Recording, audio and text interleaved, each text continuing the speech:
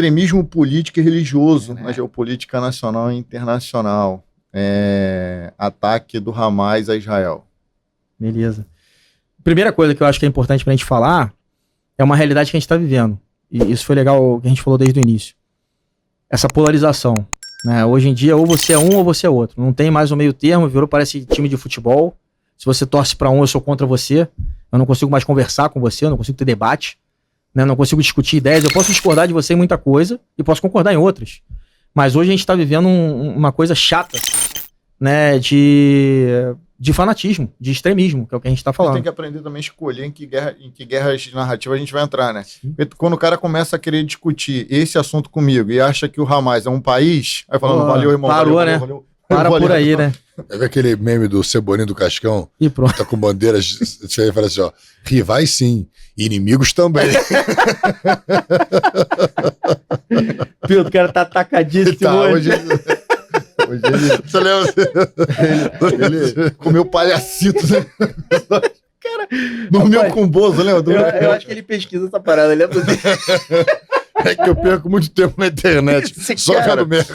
Não dá. Vamos voltar de novo. Vamos lá. Zero.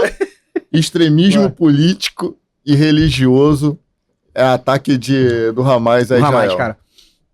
Então, eu vou tentar passar. Eu acompanho muito o que está acontecendo, tá? Não só por questões, por vias de informação aberta, mas também por acesso a questões de informações que vêm tanto dos Estados Unidos quanto de Israel. O fato que aconteceu em 7 de outubro, que foi um ataque do Hamas daquela forma contra Israel, matando 1.200 pessoas, sequestrando mais de 250 pessoas. Hoje fazem 306 dias desse evento e ainda temos reféns na posse do Hamas. Não estou falando nem a questão de se está vivo ou morto, porque Israel briga por isso. Israel quer o corpo. Israel quer o corpo, ainda que esteja morto, para poder enterrar e dar as honras como a gente merece, como é a nossa tradição. Então a gente ainda tem refém lá. E aí eu quero fazer um raciocínio com vocês aí. Eu respeito a opinião de todo mundo. Mas seria razoável um desses reféns ser alguém da tua família? Qualquer pessoa. Tô falando teu filho, tua mãe, não. Qualquer pessoa da tua família. Você ia dormir e acordar tranquilo, sabendo que tem uma pessoa da tua família em posse de... Eu não sei nem como classificar, cara. Seres humanos que são capazes de fazer o que eles fizeram. Né? As atrocidades de matar as pessoas, de degolar, de matar criança, de estuprar, de botar fogo em pessoas vivas. Então, realmente é uma atrocidade. O que as pessoas precisam entender é que a essência do Hamas, ele existe para destruir Israel. Isso tem que ficar claro. De novo, o exercício de trocar de lugar. Imagina que a partir de hoje existe alguém que só pensa a função dele de viver é acabar, exterminar com você e a tua família. É exatamente isso que acontece com Israel em relação a Hamas. E talvez agora as pessoas entendam por que Israel está agindo dessa forma. Porque já aconteceu outras vezes e Israel não conseguiu eliminar o problema. O problema voltou e voltou mais forte. Vocês acompanharam a quantidade de túneis em Gaza? 400 quilômetros subterrâneo. Você tem ideia do que são 400 quilômetros subterrâneo? É uma cidade. Que sai inclusive dentro de Israel. A extensão de Gaza, né? É maior do que Gaza, muito maior do que Gaza. Assim, se eu pegar a linha reta, muito maior, muito maior, muito maior. É uma cidade subterrânea, né? Então, o que a gente precisa entender, vamos lá. O fato que aconteceu entre o ataque do Hamas para Israel, tudo leva a pensar no senso comum que é um ataque religioso. Por enquanto não é. Por enquanto é um conflito regional. Ainda não foi para o viés religioso. E eu vou explicar por quê. Só ficou aparente o ataque do Hamas em Israel no 7 de setembro. Mas logo na sequência, se vocês forem pesquisar, vocês vão ver que os Houthis atacaram no Mar Vermelho, as embarcações, no canal de Suez. Vocês vão ver que o Hezbollah atacou Israel. Então, existe uma coordenação com alguém por trás, que é justamente o Irã. O Irã, ele tem o que a gente chama de eixo de resistência, que ele utiliza como braço dele. E aí eu vou falar um pouco de história agora, para a gente poder entender. O Irã, por si só, ele está isolado no mapa. Ele é uma grande fortaleza. É um território difícil, muitas montanhas e tal. Então, ao mesmo tempo que ele é uma fortaleza, ele não consegue sair. E aí, quis o destino que os Estados Unidos depusesse ali o Saddam Hussein e o Iraque foi pro domínio do Irã. E a partir dali, ele tem acesso a regiões que ele não tinha antes, como o Líbano, Síria. Então, ele começa a ficar mais próximo de Israel. Ué, mas você tá dizendo então que lá no Irã os árabes querem a morte de Israel? Para começar, no Irã não tem árabe, né? Eles são persas. Ali era o domínio persa, que só consegue expandir na história antiga quando ele domina a Mesopotâmia, que é justamente o Iraque, porque ele consegue ter acesso às outras regiões. E aí, através desses ataques coordenados, Israel está tentando se defender. E aí você consegue entender que Israel ataca uma estrutura consular dentro do território do Irã para matar um representante do que a gente chama de guarda revolucionária. Não sei se vocês já ouviram falar nisso. Já ouviu falar nesse nome? Guarda revolucionária? Não é o exército do Irã, tá? É o exército do Ayatollah. Quase isso, Rafa. A guarda revolucionária, ela foi criada porque na época como é que era o nome dele? Ele assumiu Ahmadinejad. Ele foi eleito por fraude, teve uma revolução e aí o Ayatollah na época entendeu que não foi suficiente a movimentação da guarda revolucionária. E o que é a guarda revolucionária se ela não é o exército do Irã? Olha só que absurdo, galera. É um exército mais forte, mais rico, só para causa religiosa. A guarda revolucionária do movimento. Quase que do Ayatollah, atende ao Ayatollah. Exatamente.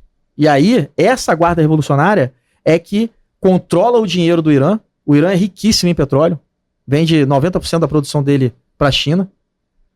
O Irã, se você for olhar a situação do cidadão de lá, a renda per capita talvez seja menor do que a do Brasil. É como assim, se ele é rico? Todo o dinheiro vai para essa movimentação. Todo o dinheiro vai para isso. Inclusive a venda de contrabando de bebida, que não pode entrar lá, inclusive é a guarda revolucionária que faz. Mas eles são muçulmanos. Eles são, mas aí, vamos lá, a gente tem que tomar cuidado com isso, né? O islamismo, ele tem uma base junto com o judaísmo e junto com o cristianismo, tá? Abraão é o patriarca dos três. Depois você tem uma divisão. O islamismo, ele tem o xiita e o sunita. O xiita, ele é muito radical. O sunita é diferente. Mas olha que interessante, o Hamas é sunita. Então eles interpretam como eles querem, tá? Então a gente não pode rotular. O cara ele é islâmico, ele é ruim, ele é mau. Não. O extremista é. Mas assim, a gente vai falar como regra todo extremista, né?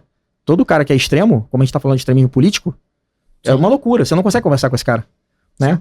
Então, agora que eu consegui contextualizar, vamos falar do cenário político atual, porque eu acho interessante falar isso, tá, pessoal? O Brasil tá caminhando pro lado errado. Porque a reunião que teve com os chefes das ditaduras, inclusive estava presente o nome do nosso amigo aí. Fala aí. Que você foi procurar. Ismael Haniyeh. Haniyeh, isso aí. Estava presente e tinha o nosso vice-presidente lá, né? E aquilo ali é a representação do eixo das ditaduras, cara. Quem são as ditaduras mundiais hoje? Irã. O que mais? Vamos lá, me ajuda aí. Mas vocês lembram? Venezuela. China, Rússia, Venezuela. O que mais? Coreia do Norte. Repara que essa galera Cuba. Tá se juntando. Não, Cuba não entra não. Mas não deixa de ser, né? Mas elas estão se juntando. Enquanto isso, da parte do outro lado, você não vê um movimento coordenado dessa forma. E o que acontece? Você pode ser levado a pensar o seguinte, então, peraí, esse movimento aí do Irã de atacar Israel, de enfraquecer os Estados Unidos, a missão deles é essa. Ele está sendo financiado, então, pela China? Está sendo financiado pela Rússia? Não precisa, eles têm grana para isso. Mas a Rússia e a China estão torcendo para que dê problema, para que os Estados Unidos entrem em uma outra guerra, para investir não sei quanto tempo em milhões, enquanto isso a China e a Rússia por fora avançam no cenário. Mas você acha que o Brasil, ao mandar o Alckmin, estava prestigiando... Assim, eu acho que eu assim... ia te perguntar isso. O que você entende como representante do teu país na tomada de posse? Eu acho que se realmente o Brasil quisesse prestigiar o Irã, teria mandado a Janja. Porque o Alckmin... Eu tô achando que ele tá falando nenhum sério, evento de prestígio manda um Alckmin, entendeu? Não dá, cara. Não dá, cara. Porra. A Janja vai representar o Brasil nos eventos de maior prestígio, é a Janja que nos representa, bicho. O Alckmin, meu irmão. Manda o Alckmin ali pra aquela merda ali. Alckmin. Manda aquela porra ali, você. E tem ninguém pra mandar, não, manda o Alckmin. Agora a parada Maria, não, isso aqui é a Janja. Cara, não, é porque... Né? Na aula, o professor vem dando aquela aula, ele tem que ter aquela tirada de humor, senão a aula fica muito... Entendeu? Pô, mas o Rafa, ele ataca demais, mano. Desculpa. Mas, não, sem dúvida nenhuma, você tem um representante... Você não viu um representante do Ocidente. Exato. Ali, não viu nenhum. Ninguém mandou, ninguém. Os países, até os que são babaca ali da Europa, ninguém mandou. Ninguém mandou, bicho. Só o cara tava lá, do lado do líder do Hezbollah, do líder do Houthis, do líder do Hamas... Sim. E aí você vê a movimentação de Israel. Você se posiciona... Pô, nós somos um país ocidental. Sim. As nossas tradições de relações diplomáticas são com países ocidentais. A gente tá ali, meu irmão. Tem mesmo contrassenso. Não tem por que tá ali, né? Então, vamos lá. Aí a gente tem a movimentação de Israel. Israel faz um ataque no consulado iraniano, né? Acaba matando um dos líderes da... No dia seguinte, né? Ou no mesmo dia? Não. Isso Israel em 1º de abril.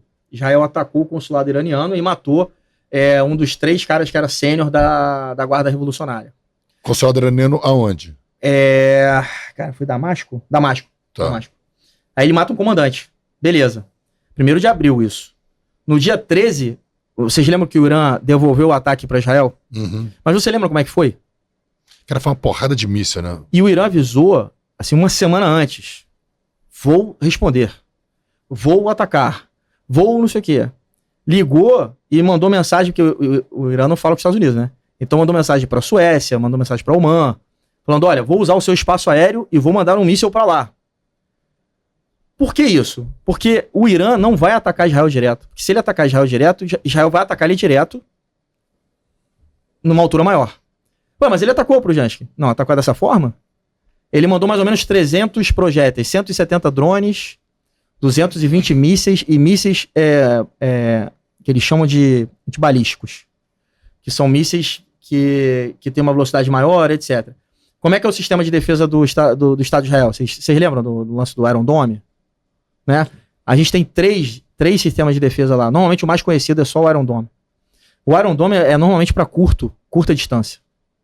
É o quê? O cara que tá ali na fronteira e já manda logo um... Né? Aí você tem o... Você falou do Davi? Quem foi que falou do Davi? Foi tu? David? Davi. Né?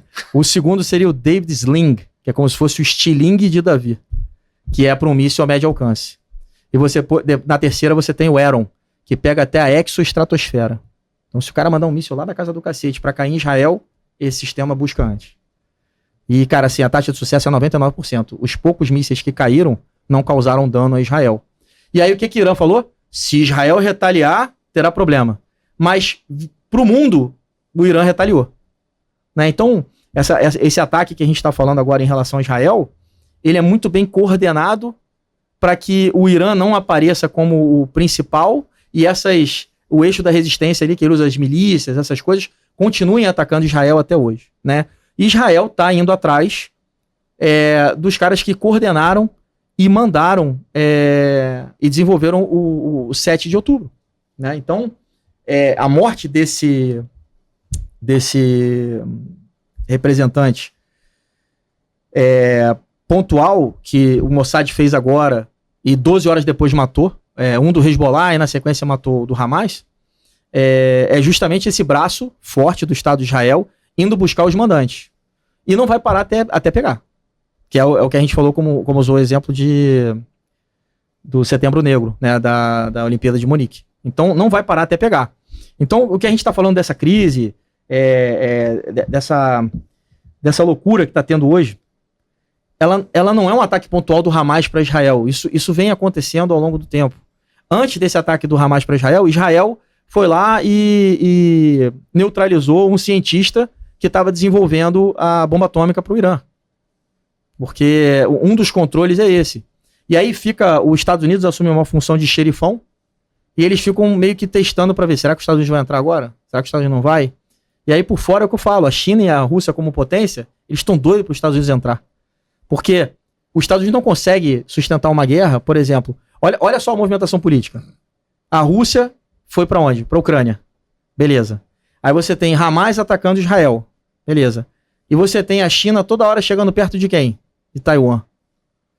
E quem controla isso tudo seria os Estados Unidos. Meu irmão, calma aí, segura a onda aí, eu sou o xerifão e tal. Se ele entrar numa de brigar com os três, ele não consegue. Ele se enfraquece e essas potências tomam o lugar. E aí, para vocês entenderem por que eu tô falando que ainda não é de cunho religioso. Isso é realmente geopolítica. Disputa de espaço e território, como se estivesse jogando War. Entendeu?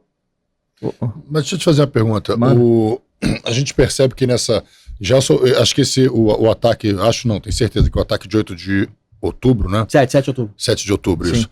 Foi o pior ataque Sim. que o Estado de Israel recebeu... Sem dúvida. Na sua existência. Sim. Mais de 1.200 mortos, eu acho que civis. Talvez não tenha sido o pior ataque, Rafa, porque assim que o Estado de Israel foi fundado, no dia seguinte, os 6 países árabes atacaram. Mas ele mas foi o mais guerra, contundente. Estou dizendo assim, o pior ataque, eu digo assim, de número de mortos, Sim, de civis mortos. Então foi assim, Sim. realmente foi uma coisa... Porém, e tem essa evidência dessa articulação toda, né, do Irã contra Israel e tudo, mas você vê que mesmo sofrendo esse ataque, Israel hoje, ele se tornou um pária, internacionalmente falando. Dentro da guerra de narrativas, ele está tomando uma surra do Hamas. Você vê as grandes universidades americanas que são muitas vezes sustentadas por empresas de Israel, né, empresas hebraicas.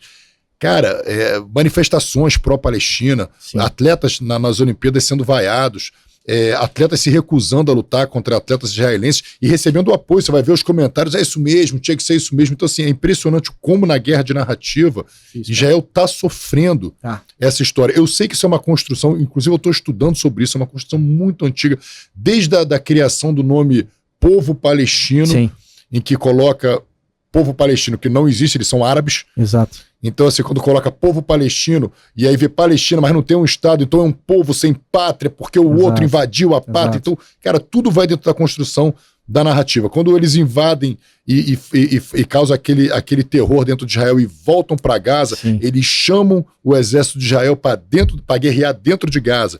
Israel bombardeando aquilo ali, aquele cenário que é construído depois de um bombardeio, é um cenário que também comunica alguma coisa, aquele cenário de destruição. Então, e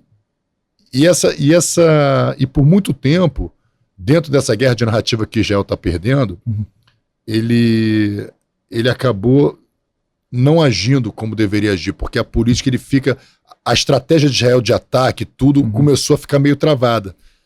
Você acha que isso tem influenciado, por exemplo, numa estratégia que fez Israel ser vitorioso numa dessas guerras? Cara, eu esqueci o nome, mas eu sei que tem a guerra da árabe-israelense, a Guerra de Suez, a Guerra dos 6 Dias e de Yom Kippur. Eu não lembro direito as datas dele. Uma é 48, eu sei que a primeira é 48. Quando instituiu o acho que é Estado. 53, 67, acho que 70 e pouco. 70 e... Mas pelo menos 2 dessas guerras aqui, Israel, a inteligência de Israel descobriu que ia ser atacado e fez um ataque preventivo. Quase todas. Quase todos ele fez um ataque preventivo. Todas. Ou seja, antes de receber, ele falou, ele sabia que ia tomar porrada e falou, deu a porrada quase antes. Quase todas. Tanto que essa guerra... Por que ele, se ele está vendo o Irã se articulando, por que você acha que ele não faz o ataque preventivo? É por causa desse enfraquecimento da sua imagem no mundo? Pô, eu acho uma boa pergunta. Eu acho que é legal o que você falou sobre levantamento histórico, né? Principalmente o nome Palestina, né? Da onde vem esse nome? A partir do momento que os romanos dominam aquela região, eles trocam de propósito o nome para Palestim, de filisteus, de propósito, porque era um nome que agredia os judeus. E o povo hebreu, o significado de hebreu é o povo além do rio. E aí, se você olhar o mapa, e hoje é um pedido de quem quer exterminar Israel, do rio ao mar, né? Então, e o Jordão. Exato. Até o... Então o hebreu é justamente isso, o povo. Então, se o nome é esse, aonde estava esse povo? Esse povo já estava lá. Então é lógico que existe uma construção de uma narrativa, de uma disputa territorial, e essa análise que você fez, vamos lá. de novo, a gente tem que aprender a tentar fazer um exercício de foco, né? Bom, mas Israel tá bombardeando e tá matando criança. Quem tá botando criança ali? Quem tá usando criança como escudo humano? Quem tá fazendo base militar embaixo de um hospital? Quem tá cortando o suprimento dos direitos humanos para chegar na população e matando pessoas que estão tentando ter acesso? Porra, mais, cara. E aí eu fiz uma pergunta para uma americana que me perguntou o que eu achava. Aí eu falei, não tô entendendo. Ela falou, mas você acha certo Israel matar criança? Eu falei, Israel tem o exército mais coerente do mundo. Pra vocês terem uma ideia, Israel operou no seu hospital um tumor no cérebro de um líder do Hamas, cara. Vocês têm noção do que é isso? Quem faria isso no mundo? O cara tem inimigo, cara. E o cara teve tratamento normal. E voltou pra lá e tá combatendo. Não tô falando agora não, tá? Tô falando histórico. Agora, em relação às crianças, a menina me perguntou se eu achava isso real, né? Se eu achava isso normal. E eu perguntei pra ela o seguinte, falei, senhora, a gente tá aqui na rua. Se aparecer alguém ali atirando na gente, o que você espera que eu faça? Eu tô armado. Ah, espero que você reaja. Se ele botar uma criança na frente e continuar atirando na gente, o que você espera que eu faça? Ah, ela ficou quieta. Você quer morrer? Falei pra ela. Quem tá errado é quem bota a criança ali. Então existe essa guerra de narrativa e essa guerra de foco. Hoje Israel tá sofrendo muito porque... Rodrigo, deixa eu só um detalhe que eu acho que é importante que as pessoas têm que saber: é o seguinte: Israel também avisa onde vai atacar. Completamente, cara. Então, assim, uma coisa que as pessoas não sabem: existe a bomba, existe o lançamento de um míssil de aviso, agora, que é um míssil que não explode. E esse caso aí, ele falou: olha, eu vou começar do norte e vou varrendo pro sul. Ou seja, se tem criança no norte, foi avisado que eles iam começar varrendo do norte ao sul. A criança não tinha que estar no norte. Israel tem o exército mais ético, é isso que eu queria falar. Ético. Porque ele avisa. Ele avisa, ele socorre. Se é outro exército, ele aniquila, cara. Vai ver a guerra da Ucrânia e Rússia. Vê se tem alguém ajudando o outro lá. Não tem, cara. Então, assim, isso que você falou é uma verdade. Israel, tudo que vai fazer para minimizar dano e efeito colateral, ele faz. Existem várias filmagens hoje já disponíveis no YouTube de possibilidade de bombardeio aonde o operador identifica um efeito colateral, um civil, e ele aborta a missão, cara. Então, essa narrativa de que Israel tá explodindo, que tá matando, que não tá nem aí, cara, isso não é verdade. Isso não é verdade. Mas o que as pessoas precisam entender é o seguinte: Israel hoje luta para sobreviver. Porque a missão do outro lado é aniquilar ele. E o que o povo não está entendendo é que quando esse viés virar religioso, hoje é Israel, amanhã é o cristão, depois da manhã é o Umbanda, depois de amanhã é outra religião, porque a missão desses caras é construir um califado mundial, cara, quando for pro viés religioso. Então, é aquela história ali do quando é com o vizinho, tá tranquilo, né? Ah, não é comigo. Até a hora que bater na tua porta. Então, eu acho que a gente tem que ter, como a gente falou, foi muito feliz já a tua colocação no início do episódio. Pode falar episódio, né? Pode.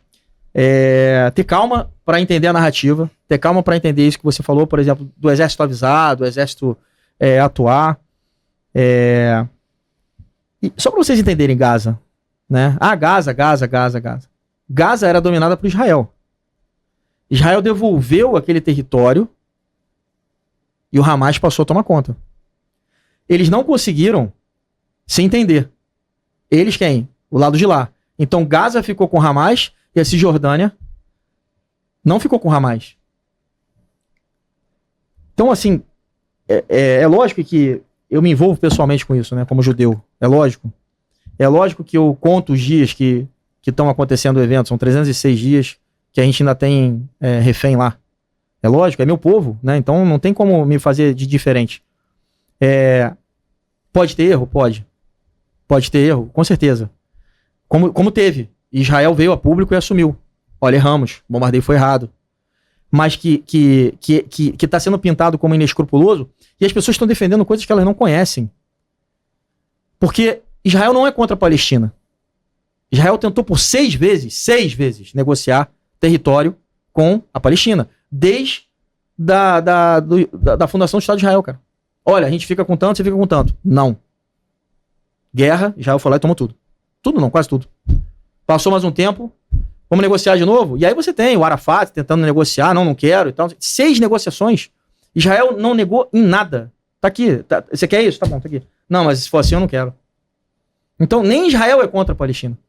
Por isso que a narrativa ela tem que tomar muito cuidado. Free Palestine. Cara, Gaza era dominada e governada pelo Hamas. Por que não desenvolveu? Por que não cresceu? Porque a intenção dos caras não é essa, pô. É como a gente tá falando da guarda revolucionária. Né? Então, não vou me estender mais, porque de repente eu não sei se eu tô atendendo o que você pediu sobre essa cara, parte isso aí é pra gente trazer o máximo de informações. Mas é um conteúdo bem profundo, né, cara? Okay. O máximo de informações que a gente puder trazer sobre isso pra porque galera... não é muito discutido, né? Não é. E no nosso país, vira e mexe, você tá andando numa praça aí, tem gente fazendo manifestação pró-Palestina. Beleza. Eu me solidarizo com o povo palestino, mas não com terrorista. Com certeza. Aí a pessoa que quer se manifestar pró-Palestina, que é legítimo pró-Palestina, quer usar as mesmas faixas que o Hamas usa. Isso é loucura. As mesmas... pessoas que seriam mortas se estivessem lá. Símbolos. Preste atenção. Pessoas que seriam mortas pela sua ideologia de vida se estivessem em território do Hamas. Como assim? Homossexual. Vai morrer. Não, mas eu quero defender o Hamas. Qual é o senso nisso, cara? Realmente tem assim, não tô me referindo a todos, lógico que não tô, mas esses dias eu vi no show da Madonna, por exemplo, vou misturar um pouco, vai parecer que eu tô saindo do tema, mas não tô. No show da Madonna, por exemplo, um artista nosso aqui, um artista brasileiro, a Pablo Vittar, subiu ao palco, foi convidado e tal, e tinha uma imagem completamente contraditória, que era a Pablo Vittar na frente de uma imagem imensa do Che Guevara. Isso era inconcebível. Se o Che Guevara estivesse vivo, isso era inconcebível. Nós temos também um outro político, professor de história. Professor de história, meu irmão. O cara se vestiu... O cara se vestiu de Che Guevara. Que professor de história de onde que esse cara é, irmão? Sim. Tá entendendo? Essas bizarrices. Então, a gente quer levar informação para uma galera que tá disposta a ouvir isso, que tá disposta a discutir, até mesmo discordar da gente. Não tem problema nenhum. Discorda com fundamento. O Rafa tá rindo, ele tá doido pra botar um, vai, atravessa. Não vai. Solta o míssil, vai. Não. Desculpa ter levantado essa bola, é perigoso. É perigoso. Ele falou. Ele fez de novo. Não tem que o cara tava assim, quando ele falou assim, porque o cara tava com a imagem atrás do Che Guevara. Aí eu falei assim, eu acho que não era do Che Guevara, não era do Che Guevara. Aí ele tá, não tem nada a ver com isso. Não tem nada a ver com Che Guevara. Deixa eu te falar uma coisa. Esse negócio que a gente falou também, bicho, você quer ver uma coisa muito doida. Eu não tô acompanhando, como é que tá a galera do chat aí? Tá maneiro, tá bombando. É mesmo? Maneiro, cara. Legal. Porque é um assunto que é difícil de agradar, maneiro, né? A galera tá... Quando tá ficando pesado, o Rafa vem pra defesa, a gente tu quer ver uma coisa interessante assim, por exemplo, tem muitas imagens que você já deve ter visto várias imagens dessas, de uma criança palestina jogando uma pedra, e atrás é um tanque. Sim. Tem um tanque de Israel gigante, e a criança palestina jogando uma pedra. Sim. Cara, o cara tira essa foto ela comunica. Ela comunica muita coisa. O que ela comunica ali, bicho? Por exemplo, a figura do opressor com o oprimido, a figura do Davi com Golias, exato. A figura da criança que está disposta a enfrentar um exército em nome da sua terra. Sim. Então, cara, até a imagem, cara, as imagens são criadas. Por exemplo, o pai que deixa essa criança ir lá jogar uma pedra é um irresponsável, meu irmão.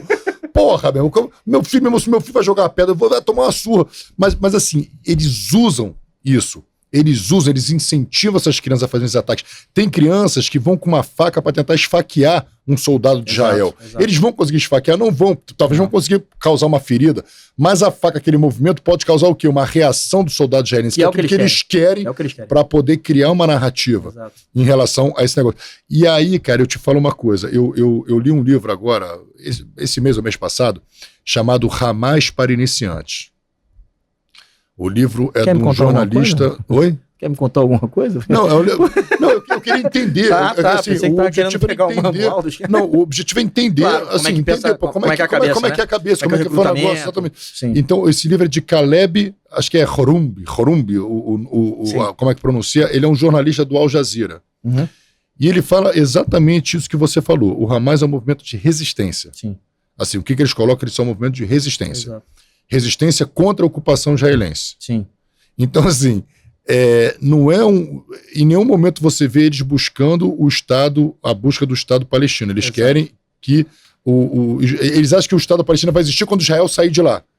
Na verdade não tem que existir. são movimentos. E aí então a é o tempo inteiro a coisa da resistência. E a intenção é outra. Então eles mesmos sabotaram muitas negociações entre a OLP e a OLP e o Fatah, né? Exato. Que o Yasser Arafat chegou a tentar fazer alguns acordos, só que eles falavam, não, mas é uma resistência, porque vocês estão errados, não pode negociar, nada. Não pode aceitar nada dos caras. É isso. Só que eles conseguiram, mesmo, de uma certa forma, utilizar meios diplomáticos,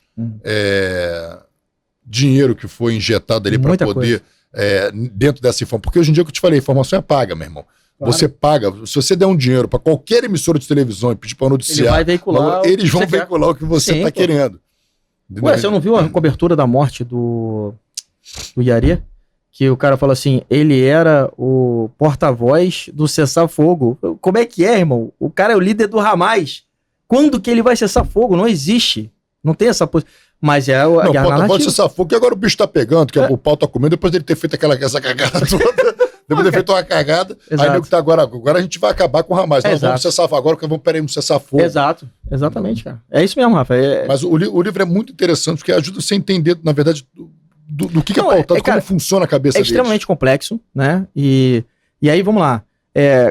Historicamente falando, né? Da onde surgiu essa loucura toda? A Primeira Guerra Mundial, cara. Quando a Inglaterra e a França conquistaram, passaram ali o Tratado de Tordesilhas, dividiram esse espaço aqui é teu, esse espaço ali é meu. Né? Não sei se a galera lembra disso da aula de história, né? Você vai tomar conta aqui e tal. E os caras meio que prometeram muito pra todo mundo. E depois não conseguiram cumprir, cara. Né? Então, eles tocaram zaralho nisso aí. Depois, a reorganização disso, ela ficou praticamente impossível. Mas é indiscutível que ambos os povos já estavam ali. Né? Aquele território ali já estava... já pertencia a ambos. Então, essa história de ocupação e tal... quando o Estado de Israel foi fundado, finalmente foi fundado, foi feita essa proposta, façam um de vocês também. Não vou fazer o meu e não quero que você faça o seu. Então, a narrativa que você falou é um falso, uma premissa falsa, que por trás, na verdade, é a extinção de Israel, cara. E aí, assim, tentando resumir, porque eu acho interessante, Rafa, que você falou, você tem também um livro do filho do Hamas, não sei se você acompanhou. Esse cara tem até um podcast aí, tá bem veiculado. Vocês chegaram a ver o filho do Hamas? Não. É um livro muito bom. E esse cara, ele trabalhou... Olha só, ele foi filho de um dos fundadores do Hamas. E ele não concordava com o que o pai dele, né? Com essas coisas. Ele foi informante de Israel por muito tempo. E o codinome dele era Príncipe Verde, cara. Vocês têm ideia disso, cara? Ele dá palestra até hoje, falando essas coisas, né? O filho do Hamas. Depois vocês procurem. É interessante, podcast, tem... Esse cara, ele fala contra o... Ele é filho de um dos fundadores do Hamas, cara. Ele serviu como agente duplo para Israel durante anos. O codinome dele era Príncipe Verde. Se você ler o livro, você vai entender. Ele passou várias informações importantes que salvaram Israel em várias situações. Porque ele entendeu que ali tinha um extremismo, que não faz sentido o que está acontecendo. E ele dá palestra hoje falando isso. Eu fui filho de um cara desse. Eu vi isso acontecer de perto. Eu vi essa doutrinação. Só que, graças a Deus, ele teve uma clara evidência de sair desse movimento, né? Então, pessoal, de forma resumida, eu não quero convencer ninguém, não quero entrar na cabeça de ninguém, mas assim, o Hamas hoje, desde sempre, a proposta dele de existência é aniquilar Israel. Ponto. Então, assim, se você levanta uma bandeira de defender isso, eu acho que você tem que rever um pouco seus conceitos de ser humano. Porque hoje é o Hamas fazendo contra Israel, amanhã pode ser contra qualquer outra pessoa que não venha acreditar ou não venha seguir o que ele está determinando. Pô. Fatalmente vai acontecer isso. Né? Pelo menos na caminhada deles, se Israel não conseguir parar.